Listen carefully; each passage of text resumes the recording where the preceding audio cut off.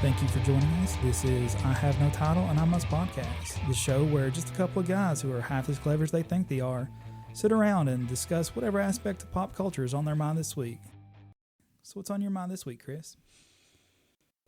A great many things. And Star Wars, for some reason, as always. Well, I kind of want to, if I may, throw a little spotlight on a YouTube channel that I've seen this week called Dan Creator. If you've not seen this guy, highly recommend it.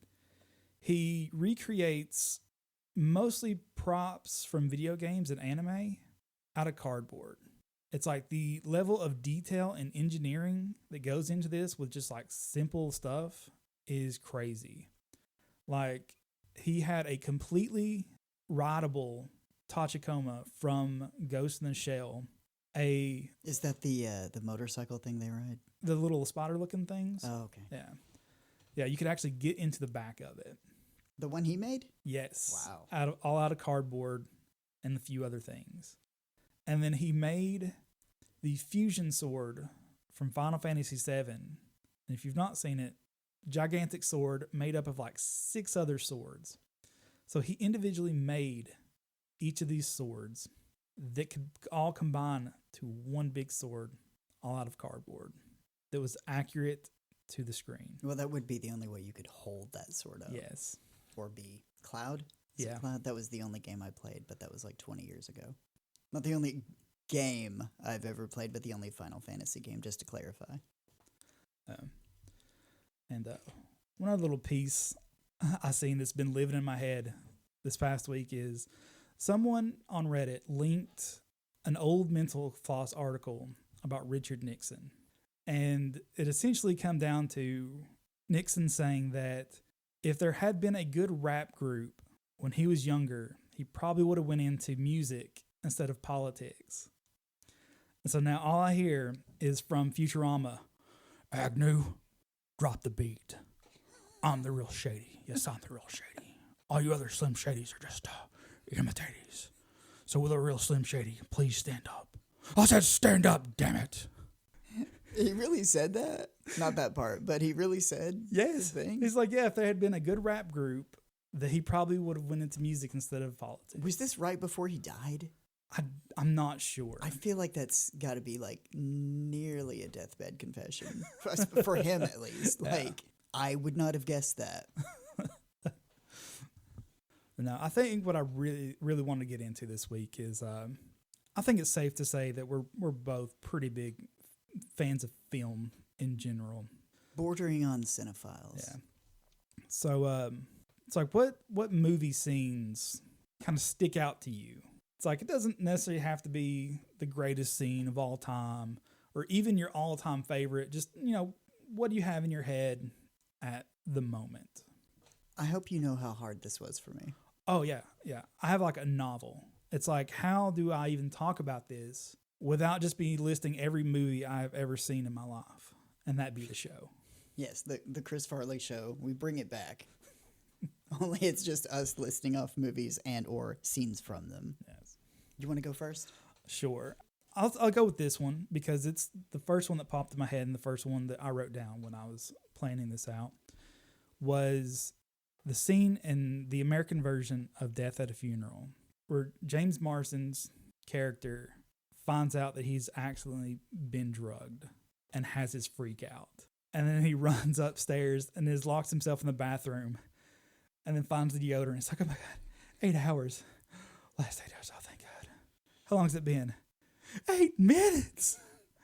Like, never fails to make me laugh no matter how many times I see that scene. James Marsden's so underrated in so many regards. He's a great singer. I'm not sure if many people know that.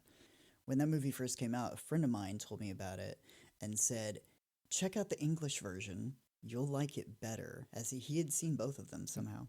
And I watched the Chris Rock version, would not see the English version until just a few months ago. Back in the fall, I saw both copies and picked them both up and told Allison, like, we've got to watch these back to back because I've got to critique them.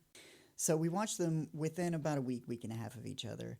And I got to say, I think, and maybe it's a cultural thing, because I really love English pop culture English indie films and TV shows. I used to watch nothing but the BBCA. But I think Chris Rock's version is the superior of those two films. I agree. Even though I did like the English version, and I'm a huge fan of Alan Tudyk, who is the English equivalent to James Marsden's character. But yeah, that one just had a little something else. Yeah, even Tracy Morgan was good in that. Oh yeah, like he was hilarious. Everyone was at the top of their game, and James Marsden kept stealing the show every time, even though it's just your most basic like naked guy running around humor. He was just hit it perfectly for me, at least. So what scenes you got going on? Well, so mine's a little bit more, it ties back to a film from my childhood, but when I thought about this, the ramifications were a little more important to me just on a personal level and an OCD level. The first scene that came to me that I started thinking about was something that's been on my mind since I saw the preview for the film, which is the most recent Batman film, The Batman. And it's the scene where you see Bruce Wayne without the mask on, but he still has the makeup on around his eyes that he's just like haphazardly smeared on before he puts the mask on. So all you see are the whites of his eyes and the balls of his eyes, the iris and the pupil. Not like in the comic book. I don't know why no film has ever done like the sheer material that would just make it white. So since I was a child, and every single Batman has worn that makeup. You can see it when they have the mask on, but whenever they take the mask off, the makeup's never there, not even a little bit. And it's never more noticeable than in one scene where Batman actually takes his mask off in real time in the middle of an action scene, and that's Batman Returns at the end of it, when he's telling Catwoman, we're the same. She already knows who he is. He's just proving it to her and doing it in front of Christopher Walken for some reason. So he turns, and here's the maddening part of this. I wonder why they didn't show it. Was it, and I really don't know, if there's, anybody does know, if anybody listens to this and there's a bit of like behind the scenes information that one of our listeners knows about, write in, because I'd love to hear it. Was it Michael Keaton? Was it the studio? Because I just can't imagine that it was Tim Burton that was like, we can't show Bruce Wayne covered in black makeup around his eyes. That's for Johnny Depp only. So he turns away, or I don't remember the scene like verbatim in my head, but you see a split second of him without the makeup, but he has the mask on. So you can see the skin around his eyes. Then he turns away and rips the mask right off. Like the cowl comes away and rips off jaggedly away from like the bat stuff that comes around his shoulders, the points that connect to the cape. So why have that split second shot? They could have cut. He looks right at the camera. He could have had the makeup on, turn away, cut back, rip it off, and turn back, no makeup. Would have been fine. Somebody dropped the ball. Don't know if it was Tim Burton. Don't know if it was an editor. Maybe that was just a mistake that wasn't intended to be in the film. Something that's bothered me since I was a kid, but they continued it on. Even Christopher Nolan, who's made like the most devastatingly realistic version of Batman, except we don't see him with makeup on when he takes the mask off. We can see all the bruises and scars that he would inevitably endure, and that his knees have shriveled up to fine bits of powder inside his flesh sacks. But no, makeup, that's a bit too far. Anyway, also, in that original Batman Returns film, there's another suspension of disbelief where, if you watch closely, when the Penguin, I think it's when he first meets Catwoman, she comes to meet him in his penguin-y lair. Not the underground lair, but like when he's running for mayor or whatever in the building. At some point, they bicker back and forth. The Penguin lays down on a bed, puts his hands or flippers together to make like a bat shadow puppet, and a shadow appears on the ceiling. Where's the light source? Do penguins emit enough light from their chests? I'm serious. Like, and the thing is, it got me. As a kid, I never questioned it even a little bit because I was dumb and just so enamored with the gothic beauty that is this insane film. And then as an adult, I went back and rewatched it in its entirety and was like, what was he expect? Did people buy this? Did anyone question this?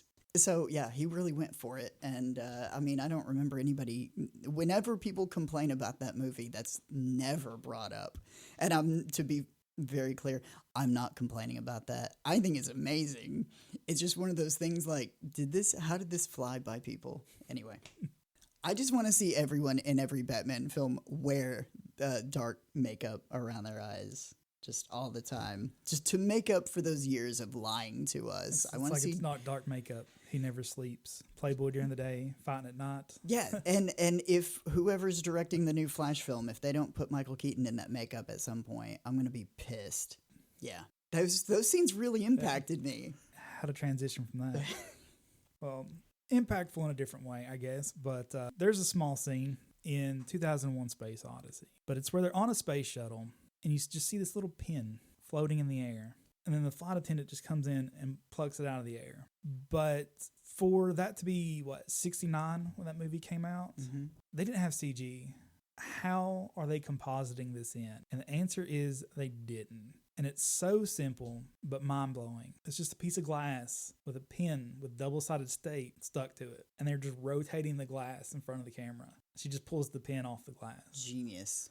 But yeah, I thought I would include this in here because I thought so simple, but so genius. And I could talk many scenes. That could be a whole episode unto itself, is revolutionary practical effects. Yeah. And I mean, Michel Gondry is probably the present day king of that. Yeah. And who did Baby Driver? Why can I not think of his name? He's my...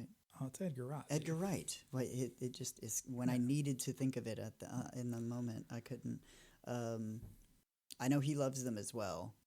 It doesn't use them as much, but I mean, like Scott Pilgrim was nothing but a lot of practical effects. There was some CGI.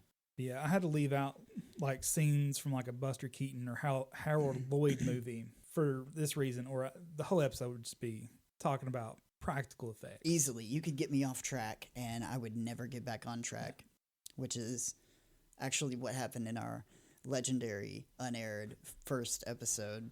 But yeah, I thought it worth mentioning though, just because I recently learned how they did that scene and I just thought, man, that is clever. It's like, it's so simple and shows you don't need all this fancy CG. One of the scenes that impacted me the most, and it was a friend of mine that's no longer with us, showed me this movie for the first time.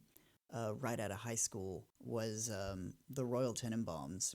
When I was trying to think of films for this, inevitably my mind went blank. So I asked my girlfriend, have I seen any movies? And she said, yeah, a lot, actually. You almost talk about nothing but them. And I was like, which ones have I seen? And she said, well, the Royal Tenenbaums, as it's one of our favorite films of all time. She went ahead and volunteered her scene that she would have picked if she'd been asked to be on this podcast, which was the scene where Margot gets off the bus. It's in slow motion. The scene that, when I think of the Royal Tenenbaums, my mind always goes to one of the greatest pairings of music and cinema, which is the suicide scene with Elliott Smith's Needle in the Hay. It was actually the selling point when my friend told me about the movie, when he was like, you've got to see this one scene. You've got to watch the whole movie for just that. And it's riveting and gives me chills like every time. I can't say enough about it, but I also think talking about it, you just have to watch it. There's nothing I could add to it. It's such an amazing bit of, and it was only like Wes's, I think it was his third major motion picture. I think there was Bottle Rocket, and then he did Rushmore prior to that, I want to say. But yeah, it's so simple, but so effective, and you really understand where he's coming from, I think. Anybody who's dealt with any kind of depression or extremely impossible situations in your life that he was obviously experiencing. I think a common theme through Wes's works are that high society people with money don't necessarily have it easier. They have the same types of mental illnesses and depression. It's just a different level, a different set of problems. Money doesn't really solve or cure problems, and I think that's why he sets them there.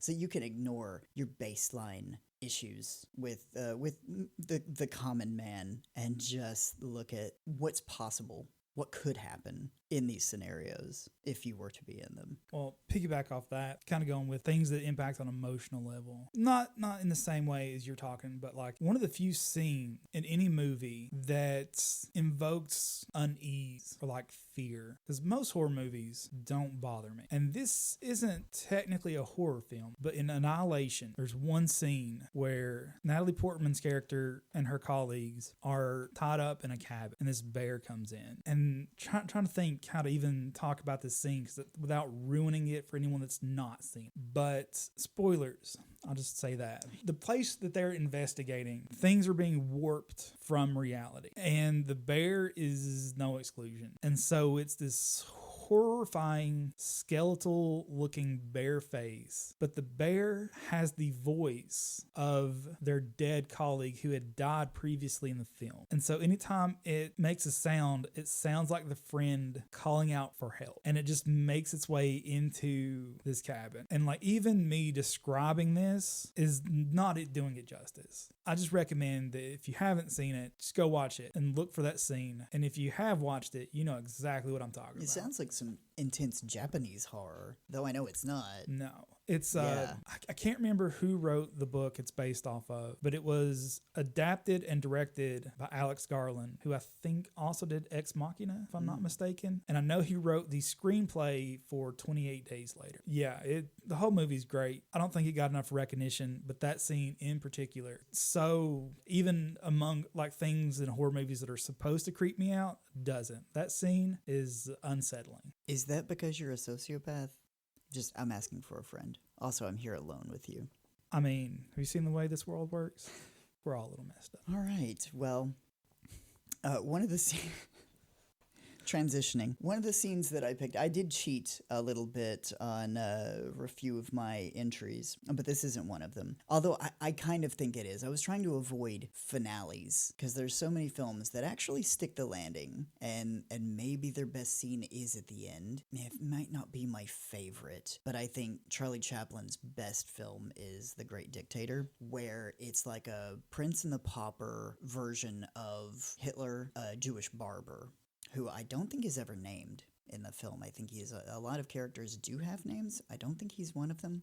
They just refer to him as the Jewish barber. He looks like enough like this Hitler analog that they could switch places, and do at the end of the film. Spoilers for a 300-year-old film. Everyone should go see this. In fact, it's part of some curriculums. It's shown in schools, if not colleges. The final beat of the film is he's just trying to escape. That's it. He's just trying to get out. He and the Hitler character have switched places, and they don't necessarily realize it. He gets mixed up in a rally, and they just push him on stage because he's supposed to make a speech. And he delivers one of the most impactful speeches that it's been used. If you look for long enough on inspirational speeches to denounce racism or any kind of ism like that, you'll see it on Instagram, Twitter, YouTube.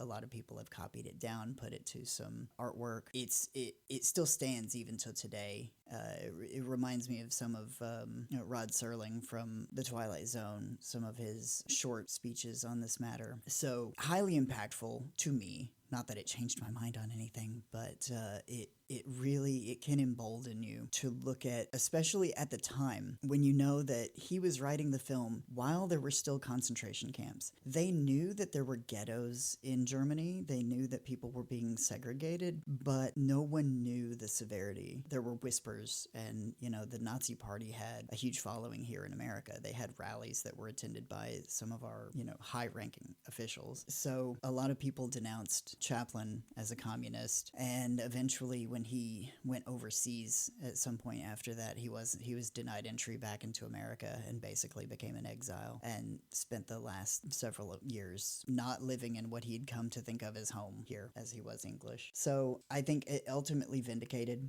We now know Hitler was kind of bad, so I feel he's largely been vindicated. This was a big topic at the end of the Chaplin film where Robert Downey Jr., the biopic they made about Chaplin, Robert Downey Jr. plays Chaplin to he was channeling him. It was amazing. One of Robert Downey Jr.'s greatest performances.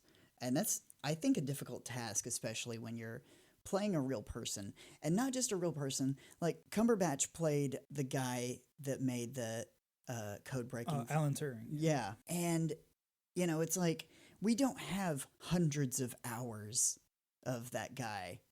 Which some could say, well, then, Robert Downey Jr. had, all of this to go on to view. But I look at it differently. I think that just makes it more easy to, if he had one misstep, it would be so easy to critique him more harshly. And I think it's just a testament to how good an actor he was and how well he portrayed him. A really great biopic, kind of a product of its time, though. It feels very early 90s. I think that's approximately when it came out, maybe early to mid 90s. But yeah, like all of Chaplin's films, I think still to stand the test of time. That's amazing to me. He also made use of those special effects techniques as well. I think in a lot in modern times and things where you would just never imagine like what they would have to have built. They were going on early magicians' techniques to fool people on camera and things that they'd used previously off camera, vaudevillian. I'm going to do a hard left here for my next scene. And this is one that's, I'm surprised hasn't popped up on yours yet, being the Bowie fan that you are, but the Magic Dance scene from Labyrinth. I was specifically avoiding Labyrinth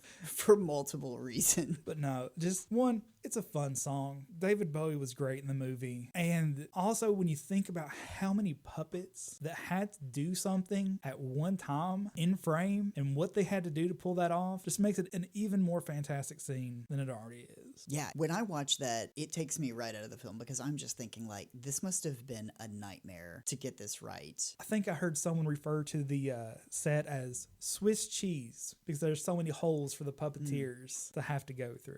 Bowie was amazing in that and wrote all the songs. Yeah. Right? It could have been vastly different. I think Bowie was their first choice. Yeah. But I think Michael Jackson and Sting were both considered. Yes. Sting, when I cannot see that at all. Michael Jackson would have been weird, but the songs would have been good. But yeah, who doesn't love that song? And if you tell me you don't, you're lying. Or not heard it.